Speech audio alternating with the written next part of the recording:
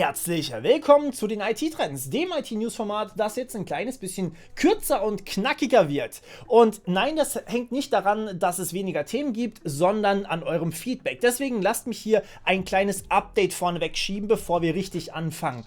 Und ja, natürlich dürft ihr gerne auch drüber springen. Ihr findet auch eine überarbeitete Timeline bei diesem Video, da habt ihr mir auch Feedback gegeben. Aber es geht natürlich vor allem um die extreme Länge, die dieses Format in letzter Zeit angenommen hat. Eine halbe Stunde ist definitiv zu viel. Deswegen gibt es jetzt ab sofort weniger wahrscheinlich Hacking-News, beziehungsweise die nicht ganz so relevanten Sachen lasse ich jetzt raus. Und ich möchte sie euch trotzdem natürlich nicht vorenthalten, weil für manche Leute ist natürlich interessant. Deswegen findet ihr sie jetzt bei mir auf Instagram. Zumindest vorläufig mal. Denn ja, ich bin nicht wirklich mit Instagram vertraut. Das seht ihr vielleicht an der Menge meiner Posts. Aber wir fangen auf jeden Fall mal dort an. Und ich werde da einfach mal hin und wieder in der Woche verteilt immer mal wieder so ein einminütiges Video oder sowas machen, falls ich das kann. Und dann könnt ihr dort einfach die übrigen Themen euch angucken. So, das war's auch schon. Jetzt geht's richtig los. Und zwar mit den Hacking News. Wie üblich also. Nur etwas kürzer. Nur 2 Themen heute für euch. Und zwar das erste ist eine sogenannte Malvertising-Kampagne auf Porno-Webseiten. Malvertising bezeichnet sozusagen die Advertising, aber eine Kampagne eben für Malware. Deswegen Malvertising ist quasi so eine Wortfusion. Und zwar geht es dabei natürlich um die berüchtigten Damen, die innerhalb von 2 Sekunden, wenn man den VPN einschaltet, 500 Kilometer laufen können. Das heißt Fake-Dating-Webseiten. Sollte jedem, der diese Seite schon mal besucht hat, ein Begriff sein. Aber es ist nur eine Ausprägung davon. Wenn man nämlich ein bisschen mehr oder weniger Glück hat, wenn man auf so eine Werbung klickt, dann landet man in einem sogenannten Locked Browser. Das heißt, der Browser lässt sich nicht mehr steuern. Man kann die Seite nicht verlassen. Das heißt, es kommen immer neue Pop-ups und man wird dann durch ein Fenster, das ähnlich aussieht wie der Windows Defender, dazu gebracht zu denken, dass es eine echte Windows Defender Anzeige ist. Das führt natürlich dazu, dass die Leute Angst bekommen und diese wunderschöne große Telefonnummer, die einem dabei plötzlich helfen möchte, anrufen. Meistens handelt es sich dabei um irgendwelche indischen Scammer oder sowas, die ganz gerne euch mal um euer Geld betrügen, aber eigentlich in Wahrheit nichts mit eurem Rechner machen, außer den Browser zu schließen, wieder neu aufzumachen, weil das im Endeffekt das einzige Problem ist, was man hat. Das zweite ist sozusagen ein Doppelbericht, aber es dreht sich um denselben Security Researcher namens Dheeraj Mishra, ich hoffe, ich habe es richtig ausgesprochen, und die App, die da gehackt wurde, und zwar Telegram. Dheeraj Mishra ist ein Bug Bounty Hunter, das heißt, er hackt auf Auftrag Webseiten, Applikationen etc. und gibt seine Funde dann an den Hersteller weiter, damit der es reparieren kann. Und ja, er hat 2 Sachen bei Telegram gefunden. Das erste ist quasi bei den sogenannten Secret Chats, also die Dinger, die Ende zu Ende verschlüsselt sind und eigentlich die beste Sicherheitsstufe haben. Es gibt dort nämlich sogenannte selbstzerstörende Nachrichten. Das heißt Nachrichten, die sich einfach zum Beispiel nach 15 Sekunden oder sowas kaputt machen, also nicht mehr lesbar sind. Und wenn man jetzt jemanden über diese Secret Message eine Nachricht schickt, die eine Mediendatei enthält, also zum Beispiel einen Film oder was anderes, zum Beispiel ein Bild, dann wird hierbei natürlich das Ding bei euch auf dem Handy gespeichert. Und wenn man jetzt hergeht und nach der Zerstörung dieser Datei, also nach dem Löschen der Nachricht, trotzdem nochmal an demselben Pfad nachguckt, dann findet man dort trotzdem noch die Datei. Das heißt, wenn ihr jemanden einen Dickpic schickt und das automatisch zerstört werden sollte, tja, Pech gehabt, das kann trotzdem wieder hergestellt werden. Die zweite Schwachstelle, die er bei Telegram gefunden hat, war in der macOS App. Denn ja, irgendwie müssen natürlich Passwörter auch gespeichert werden, aber man speichert Passwörter am besten verschlüsselt. Und das wurde hier leider nicht gemacht. Man hat also die Passwörter, die man hier verwendet hat für die Telegram-App, im Klartext gespeichert. Und das ist natürlich super gefährlich, weil jeder, der zum Beispiel einen Trojaner bei euch auf dem System hätte, könnte eure Passwörter auslesen und damit natürlich euren Telegram-Chat-Verlauf zum Beispiel entschlüsseln. Das möchte man natürlich eigentlich vermeiden und deswegen gab es hier auch ein fettes Bug-Bounty, was ungefähr so $3.000 oder sowas waren, die er dann quasi dafür bekommen hat, dass er es gefunden hat. Ziemlich cool eigentlich. Der Hack der Woche ist allerdings etwas, das man sich nicht nur in einer Woche vorstellen darf, sondern eher mehr als 10 Jahre. Wir sind jetzt im Jahr 2021 und angefangen hat das Ganze 2010. Und dort wurden tatsächlich vom US Department of Defense mehrere tausend Server dabei ertappt, so zumindest Bloomberg, wie sie Daten, die vom Militär, also vom amerikanischen Militär sind, an China geliefert haben.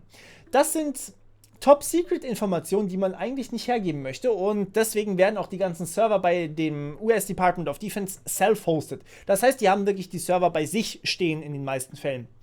Und naja, da fragt man sich, wie kann sowas sein? Aber Zusammenhang noch ein bisschen ausgedehnt. 2014 hat Intel genau dasselbe mitbekommen, dass einige ihrer Server Malware aus China runtergeladen haben. Und das ist natürlich auch so ein bisschen, wie kann sowas passieren? Grund dahinter ist höchstwahrscheinlich gewesen, dass hier einige Chips installiert wurden, zusätzlich auf dem Mainboard. Das heißt, man hat ein Mainboard, das genauso aussieht, als wäre es ein ganz normales Mainboard, aber es ist ein Chip drauf, den man so nicht mal erkennen würde, der dann tatsächlich im Nachhinein Malware zum Beispiel installieren kann. Also er infiziert erstmal euer BIOS, und dann infiziert das BIOS quasi das restliche System. Das heißt, ein Hack sozusagen, der nicht softwarebasiert ist, sondern direkt in die Hardware eingegossen ist. China hat da sozusagen die Möglichkeit gehabt, Malware runterzuladen, Daten an China zu schicken und so weiter und so fort. Aber sie haben das Ganze so unglaublich gut getimed und ja, quasi geheim gehalten, dass nicht permanent irgendwelche Daten an China geschickt wurden, sondern immer nur mal so ein paar Bits. Ja, immer nur mal so, wenn man es halt gerade nicht merkt, dann ist mal so ein kleiner Strom abgeflossen. Und das ist wirklich ziemlich raffiniert. Das heißt, man hat sich hier wirklich Mühe gegeben, das Ganze geheim zu halten. Und ja, auf der anderen Seite konnte man natürlich dann auch Malware von China runterladen und damit die Server infizieren. Und das festzustellen, wenn man eigentlich nichts Böses macht, sondern nur Daten rüberschickt, das ist gar nicht mal so einfach und hat jetzt offensichtlich mehrere Jahre gedauert. Verantwortlich dafür ist nicht mal, dass man die Mainboards in China herstellen lassen hat, sondern man hat nämlich extra eigentlich gesagt, man möchte Mainboards haben, die tatsächlich in den USA hergestellt wurden, von dem Hersteller Supermicro Computer Incorporated heißen sie, glaube ich, komplett. Und dieser Hersteller hat allerdings einige Chips von China herstellen lassen und die dann bei sich drauf gemacht aufs Mainboard. Das heißt, hier ist tatsächlich ein Supply Chain Attack, ein Angriff auf die Versorgungslinie, der, naja, hardwarebasiert war, also tatsächlich bösartige Chips auf dem System hatte. Und hier gab es schon öfters mal Berichte in diese Richtung, dass eben Chips nicht immer gutartig sind und dass die einige Schwachstellen haben, dass die vielleicht sogar absichtlich Schwachstellen beinhalten und so weiter und so fort. Was wir als Endconsumer dagegen tun können, ist im Endeffekt leider gar nichts. Das ist aber auch etwas, was uns wahrscheinlich nicht so besonders viel angeht, denn ja, es handelt sich hier höchstwahrscheinlich um militärische Spionage und das auf ganz hohem Niveau. Das heißt, für uns zum Glück nicht, also was heißt zum Glück nicht so relevant, wir werden sehen, wie relevant das Ganze wird, aber es betrifft zumindest wahrscheinlich eher seltener unsere Daten, weil die einfach nicht interessant genug sind. Gut, erinnert ihr euch noch, was ich euch am Dienstag über die Digitalisierung von Deutschland erzählt habe? Da ist ja extrem viel aufgekreuzt und ja, es gibt jetzt ein Interview von der Welt mit jemand, der bei einem Projekt arbeitet namens genom.de und das möchte ich euch im Fail der Woche vorstellen. Denn tatsächlich ist das genom.de eine Genomdatenbank, also komplett sequenziertes Genom, das sozusagen am besten von allen Deutschen verfügbar sein sollte. Man wird nicht gezwungen, damit zu machen. Der Vorteil, so der Interviewpartner von Welt.de, ist im Endeffekt, man könnte damit zum Beispiel, wenn man es mit den Lebensumständen kombiniert, auch noch sagen, ey, diese Lebensumstände mit diesem Genom haben zusammen zum Beispiel Trisomie 21 verursacht. Das heißt, man könnte vielleicht Erbkrankheiten ein bisschen besser vorhersagen und vielleicht sogar verhindern. Das Problem an dieser Sache ist natürlich, wenn man ein Genom komplett sequenziert in eine Datenbank speichert, dann ist das anonymisiert nicht möglich, weil euer Genom lässt zu 99,9% Rückschlüsse auf genau euch zu. Da stehen halt alle Sachen drin, die euch ausmachen, also zum Beispiel blaue Augen, schlechte Augen, Brillenträger deswegen, Haarausfall, was weiß ich, 5 Augen oder 3 Ohren oder ich bin kein Biologe, keine Ahnung. Auf jeden Fall anonymisiert geht sowas leider gar nicht und das ist natürlich schon mal absolut nicht möglich, weil man hat ja extra gesagt, man möchte eigentlich auf die Privatsphäre und den Datenschutz extrem Rücksicht nehmen. Deswegen weiß ich nicht genau, wie man sowas machen möchte. Schreibt mir eure Meinung dazu gerne mal in die Kommentare. Gut, damit kommen wir allerdings trotzdem zum Win der Woche und der ist ein bisschen erfreulicher für die Leute, die in Australien wohnen, falls jemand von euch in Australien wohnt, aber ein kleines Update gedacht zu dem, was ich euch schon vorher gesagt habe. Und zwar Google hat ja angekündigt, wenn dieses neue Urheberrecht vorkommt, so wie es ist, in Australien, dann ziehen sie sich aus Australien zurück, weil sie im Endeffekt für jeden einzelnen Artikel, der bei Google News steht, eine Gebühr zahlen müssten. Die Linkgebühr, die ja bei uns auch schon mal in der Mache war und dann aber zum Glück verworfen wurde. Jetzt hat sich Google scheinbar mit einem ganzen Haufen Medienkonzernen geeinigt, dass sie diese Links trotzdem anzeigen dürfen und die halt sich da nicht mit Google einigen, die werden halt wahrscheinlich rausfliegen. Das heißt aber auch hier mal wieder, ist es natürlich gut für die Leute, die in Australien wohnen, die kriegen weiterhin ihre News, aber auf der anderen Seite muss man auch die Leute bedenken, die jetzt gerade frisch anfangen. Wenn ich jetzt eine News-Webseite gründen würde, dann müsste ich mich mit Google einigen, dass die meine News einfach so bei sich hosten dürfen, also quasi anzeigen dürfen, was für mich als kleiner Betreiber schon ziemlich doof wäre. Trotzdem eine gute Sache, zum Glück gab es da jetzt eine Einigung, wenn die Regierung halt absolut keine Ahnung hat, kommt scheinbar trotzdem irgendwie ein Weg zustande. Gut, nicht ganz so angenehme Nachrichten habe ich für alle Freunde der Privacy, und zwar in den Politik-News.